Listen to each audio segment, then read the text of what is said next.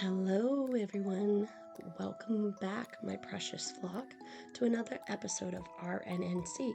For those who are tuning in for the very first time, please allow me to cordially introduce myself. I am Raven Knight, your nostalgic queen, and on this channel, I talk about all things nostalgical all the time. To all my returning fans, as always, thank you for your continuous and everlasting support. I always do appreciate it. Now, we're in 2025. This is season 3, episode 2, and today I am going to talk about a franchise called the Little Miss Dolls. Some may recognize one doll in particular, Little Miss Magic Jewels. So, let's get nostalgical, shall we? Originally launched by Mattel in 1988, the Little Miss dolls became a very well-known staple for 90s kids everywhere. These dolls were the first ever 13-inch dolls to hit the toy market. They were meant to be the fashion doll between baby dolls and Barbie. So, just to clarify, these were a doll that were considered a transitional doll for the kids who didn't want to play with baby dolls anymore and weren't quite ready to play with Barbie. All the Little Miss dolls included special features like magical gems, wearable accessories, color-changing items or hair, singing abilities, and much, much more. While these dolls were not vastly popular like other fashion dolls such as Barbie, a lot of the kids of the 90s will still state today that they had owned a Little Miss doll of some type. In recent years, it seems like Little Miss Magic Jewels specifically had the tightest grip on the kids of the 90s, more so than many others. Little Miss Makeup. Little Miss Makeup was the first of the Little Miss line to be released by Mattel, starting in 1988. She had temperature-sensitive color-changing makeup on her body that was activated and deactivated by hot or cold water. She was the first of the 13-inch dolls to ever be released. Little Miss Magic Hair. She was released around 1989 by Mattel, wearing a very cute little neon and animal print outfit. Now, before I continue, I just want to clarify something here, because this is an important clarification. I'm not actually sure if she was released in 1989 or 1990. When I was looking up the information for her, there was a lot of division on what year she actually came out. I'm just going to go with 1989 because that's when I saw most prominently on articles. It may not be accurate. Like Little Miss Makeup before her, she also had a temperature-sensitive color-changing ability. She also had a hairbrush-like accessory that allowed you to comb, emphasis on comb, her rainbow streaks into her hair. She also came with a stamping accessory that would allow you to stamp hearts into her hair. She was also 13 inches in height. Triple Change Little Miss Makeup. Triple Change Little Miss Makeup was an updated and relaunched version of the 1988 Little Miss Makeup doll. She was intended to be styled 3 different ways for extra fun. She had workout clothing, she could dress for school, or she could dress to be a party attendee. She had a few clothing pieces to make this happen: a bodysuit, sweatbands and headband, and a reversible pink to blue skirt. Her makeup could be styled 3 different ways as well.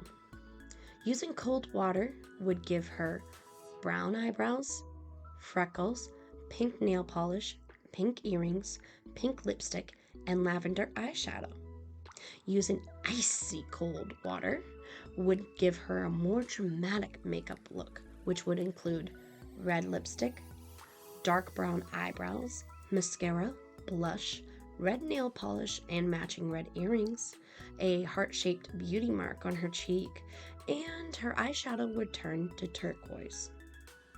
Warm water would give her the appearance like she had just washed her face by making her appear natural and makeup less. She also came with a bow, 2 ribbons, shoes, a comb for her hair, an applicator, 3 color match wheels for perfect color changing temperatures, and of course, above all, instructions. Now, if we were to put triple change Lil Miss makeup into 2025's toy economy, I don't think she would have been as well received as she was back in the 80s to 90s. And, well, look at the picture here. I think you can see why. That's all I'm going to say. Lil Miss Dress Up. Lil Miss Dress Up was the last doll to be released in the original line, and she was released in 1989. She came dressed in a pink and white dress with a vest, a purple braided extension, a hairband, and crimped blonde hair, and her accessories included a stencil, some fabric to make bows, a wand with interchangeable tips, and a comb. This doll's temperature-sensitive color-changing ability allowed children to pretend that they were fashion designers by doodling on the clothes of the hair and the doll. How cool is that? Lil Miss Singing Mermaid. Lil Miss Singing Mermaid came out in 1991, just in time for Easter. And it wasn't long after Disney's 1989 blockbuster release of The Little Mermaid. Just let that sink in.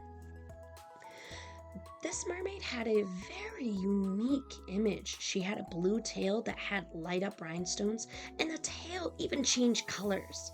However, many kids did notice the inconsistency of the face molds and curls of these dolls. Some of the dolls had a much fuller or thinner appearance than others. The doll's curls also seemed to be tighter or looser, like banana curls or ringlet curls on some.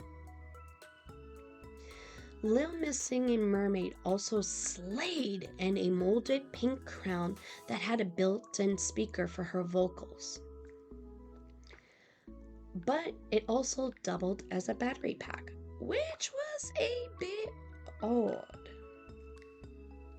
Some of the fans also considered her mermaid song a bit creepy-ish or more siren influenced, but to some, it sounded like a modified version of Ariel's vocal melody, which many liked. She also had 2 options for purchase, a Caucasian blonde version or a beautiful African American version with a matching beautiful dark hair. This doll also originally sold for $29.99 in this year's Christmas catalog. Story time! Now, what kind of RNNC podcast would I be recording for you guys? And not even recording, but uploading for you to listen to if I did not share a personal story or two when it comes to talking about certain topics of nostalgia and how those affected my childhood, teens, whatever. Because I will tell you this, the level of willpower I just had to not give away the story some way, shape, or form, talking about Lil Miss Singing Mermaid, I should totally win an award for that. And yes, that's a joke. No, I don't actually mean it. But Lil Miss Singing Mermaid, I actually had this doll as a child, along with another one, but that's another story for a little bit. Lil Miss Mermaid, I still can see how I found out about this doll. Almost like it's a movie playing in front of me right now. I don't remember what time of day it was. I don't remember which parent I was with. but I was with a parent at one of our local CVS's. It was the one in my actual hometown. The one in my hometown had just started turning over to being 24 hours. And in the middle of the store, like you go through, I call them the electric doors, where they just go and you walk in and it's triggered by a sensor. You had the whole cosmetics section right in front of you, and then the hair section off of that.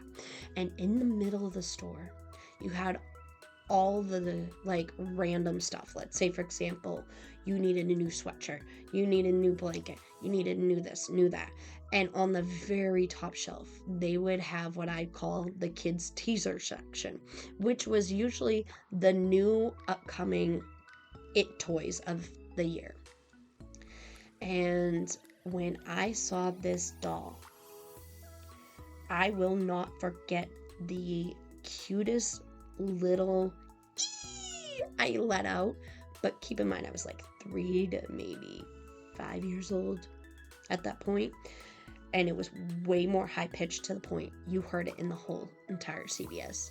And I went up to my parents and I said, "There's a mermaid doll on the top shelf. Can I please get it?" They reminded me, "No, because the Easter Bunny is coming in a few short weeks." Okay, cool. And I know the Easter Bunny to some might not be the same as it is in my family, but I was one of those kids that believed that if I was good enough and never did any wrong, which nobody's perfect, but you know what I mean, that anything I saw in store that I really, really, really wanted, there was a good chance I could get from the Easter Bunny, instead of waiting all the way to Christmas. And yeah, I know the Easter Bunny is not Santa Claus. I get it. Just bear with me. But Easter morning, I woke up, saw my Easter basket, and then I saw what was almost a perfect vision of that box, wrapped in like triple or quadruple tissue paper.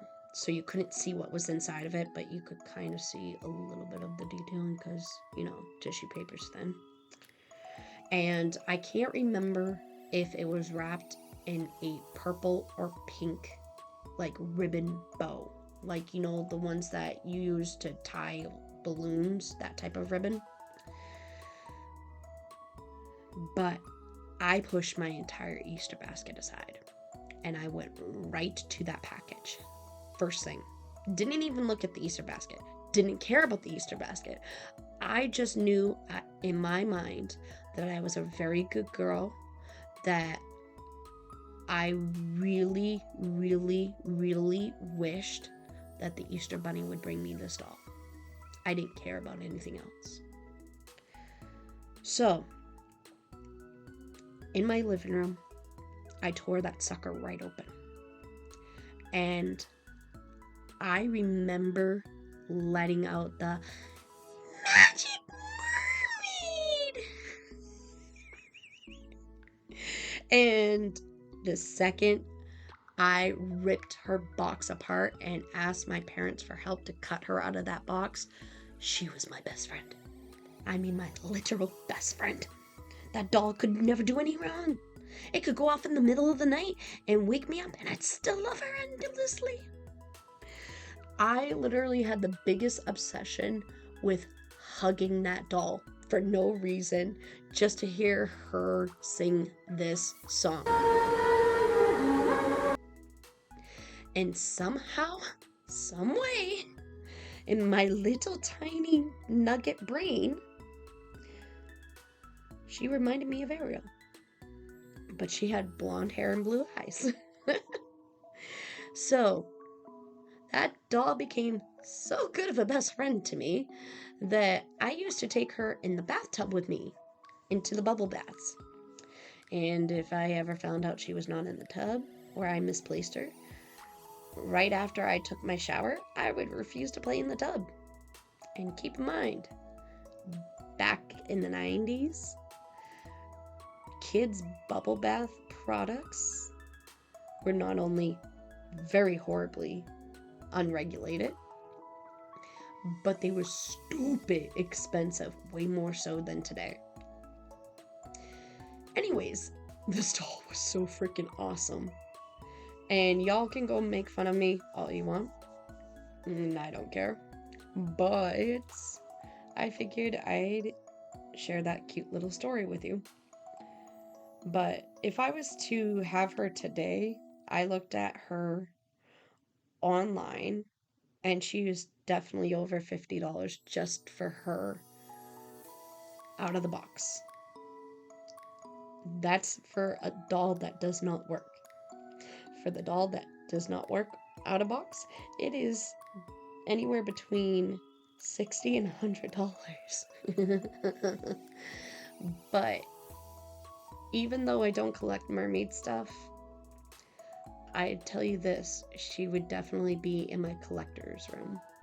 Because, not for nothing, I feel like everybody that likes mermaids should have one in their collection. I'm just saying. Yep. Little Miss Magic Jewels. Little Miss Magic Jewels was released in 1992. She was dressed in a pink felt-like dress with gold detailing, removable pink flats, and a doll-sized bracelet with a removable crown that could double as a ring and bracelet for children's play wear. She also included a magic wand with several gemstones. These gemstones attached to her dress through the Velcro on their backs and could be easily applied to the dress with the wand. These gems were not only to be applied to her dress, but they could also be applied to her hair, the crown, and even the doll's bracelet. So, another cute short story is I also had Little Miss Magic Jewels, and over the years I kind of completely forgot who she was, but I was obsessed with taking the little gemstones and sticking them in my own hair as well as her dress. And I remember one day stuffing her in my Barbie box, because back in the 80s and 90s we didn't have things like Bratz or Monster High, so a lot of us girls were stuck playing with Barbie. And I don't know whatever happened to that doll, whether she just miraculously went missing out of my Barbie container or if I gave her away or whatever, but in my teens, I came across in the attic my Barbie container, and I found all these adorable gemstones in the bottom of it, and it made me really sad to see my little princess doll missing. Yes, I used to call her my princess doll because she looked more like a princess than Little Miss Magic Jewels to me. And, well, that doll was also my best friend for a very short time in my life. But hey, you know what? A lot of people tend to know her more than any of the other ones. And well, that's my cute little quick story about her. Not very much detail, but hey, now for those listening, you don't feel so alone now, do you? Little Miss Candy Stripes. From here on out, I'm just gonna call her Candy. Like it or don't. Candy was the last Little Miss 13-inch doll to ever be made. She was released in 1993. She featured temperature-sensitive, color-changing stripes in her hair that were activated by icy water. When the ice water was applied, her hair would have a pink and orange zebra striping in her hair. If warm water was applied, her hair would go back to being blonde and her outfit would be white again. I still can't get over the fact that I looked up this doll and she looks like she's got Dunkin' Donuts colors in her hair. For those who don't know, Dunkin' Donuts is a very popular coffee shop out here where I live, and I'm quite literal when I say this. Just like Starbucks, they're on every single street corner. I am not joking. But yeah, Candy's reception didn't seem to be very well received by fans, as many adults who speak of the Little Miss Dolls series do not even usually mention her. Wee Little Miss Dolls. As the Little Miss Dolls gained a bit of popularity, they began to expand a wee little bit over the years, pun intended, with the launch of the 1990s Wee Little Miss collection. This collection featured 7-inch ballerina, bedtime-themed, and punk rock-inspired dolls. Each one of them also inherited the temperature-sensitive, color-changing elements like their successors before them. The ballerina Wee Little Miss had ballerina shoe straps and facial features that appeared and disappeared with hot and cold water. No surprise there. The punk rock-inspired doll had color-changing features on her clothing and face, and finally, the bedtime-themed doll had the stereotypical temperature-sensitive feature of her eyes opening and closing to mimic being awake or asleep. I also found a commercial regarding the Wee Little Miss dolls from YouTuber Ghost of the Doll. This commercial starts off with an animation-based segment that had me questioning if Mattel had or was planning on creating a TV show for the Little Miss dolls. I do recall playing with a couple of these dolls, as I said earlier, but I don't recall ever seeing a TV show or advertisement for one. Little Miss fashion packs. While surfing through the interwebs looking up the subject of Wee Little Miss dolls, I also stumbled upon pictures of Little Miss fashion packs. I had no idea that these even existed, otherwise my Princess Little Miss would have never remained a Princess Little Miss. These fashion packs were for the 13-inch Little Miss dolls and only came in 3 different outfits: a nightgown, a party dress, and a ballerina outfit. McDonald's! Ba-da-ba-ba-ba. I'm loving it. McDonald's, please don't sue me. Anyways, in December of 1993, Little Miss dolls had reached a new level of popularity, but it was only a temporary hype. It was pretty sad. Little Miss dolls had made their way into the girls' McDonald's Happy Meals around Christmas time. McDonald's had released the Totally Toy holiday collection for the Happy Meals, and I promise I did get 1 or 2 of these. They had toys specifically for boys and specifically for girls. The Little Miss Candy Stripes doll was released in that collection. This time around, Candy had received a slight upgrade by gaining a peppermint stripe holiday dress that was removable to reveal a green and white polka dot leotard with white tights.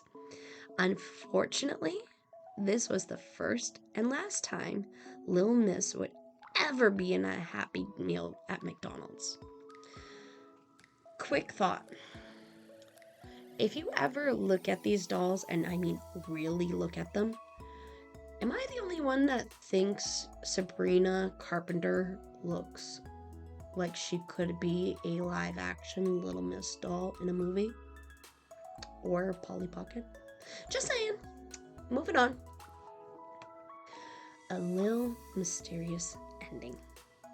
As I scoured the interwebs to find more information about the Little Miss dolls, I once again am forced to face a serious realization that, once again, this is a product that has vanished off the shelves with very little to no information regarding the dolls or their sudden disappearance. All due honesty, I have my theories on why these dolls suddenly vanished. Now, I can say this. As far as I can tell, the Little Miss line was never pulled for a recall or anything of that sort. And that is an almost definitive answer. I actually went on the official website for all product recalls and typed in the name, and nothing came up. Now, I do believe two things. Number one, I do believe that the doll line began to fail due to declining sales, which is possibly from the oversaturation of similar molds being used for dolls from other companies during that time. And aside from the magical features of the Little Miss dolls, there was nothing that really distinguished them from any other doll. Nothing that could make them stand out and make kids crave them like they did with some other competitors. And number two, these dolls were almost entirely made and produced in the 90s. A couple of these dolls were dressed a little bit too mature for the intended age group, as I said earlier, which I am going to assume is 4 to 7 years old. Especially since the doll not only looks like they were modeled after a 3-year-old themselves. For whatever reason it may be, I'm going to stick with my theories. These dolls were really short-lived, and I honestly wish they had found other ways to keep them going. But here we are at the end of the podcast. I know that was probably a short podcast for a second episode of a third season, but hey, at least it's a podcast. So, until next time, you stay happy and healthy, and I will be back. Bye! And that's a wrap.